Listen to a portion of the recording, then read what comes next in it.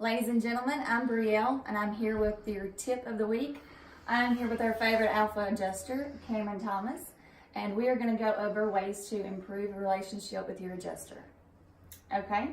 So Cameron, as an adjuster, what's most important to you while working with Certapro?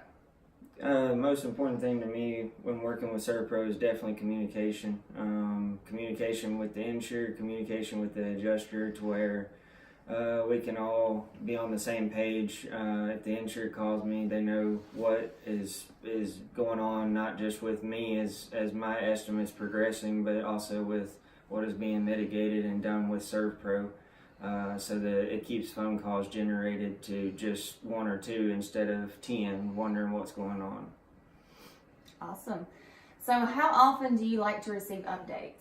I would prefer to receive updates from Certapro every other day. Once again, it helps me keep the insured informed, and it also helps keep the insured from calling Certapro and let them do their job and get out of there as quickly as possible. Okay.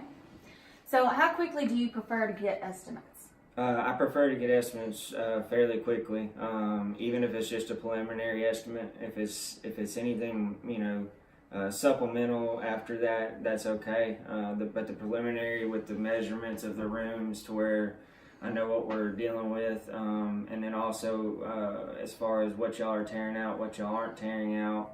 It really helps us, especially on larger losses, to know exactly what I need to write on my estimate as far as a putback, because a lot of times if you're tearing it out, I don't owe to tear out and put back since y'all already tore it out. So a preliminary estimate within a few days is definitely very helpful to any adjuster. Okay. All right, so why do you choose Certapro over other restoration companies? I choose it because of the brand. I know what I'm getting with Certapro. If I go with another company, I don't know. There's a lot of guessing games and there's a lot of mystery.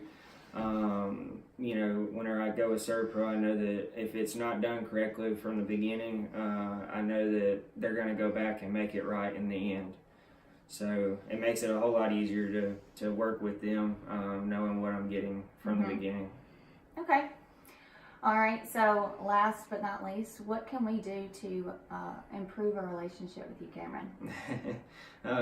Best thing to do to improve the relationship is to continue communication. And then if there's anything that changes as far as y'all's services to an adjuster, it would be best that, obviously the adjuster knows, so that whenever I'm out in the field, I can present that to a client.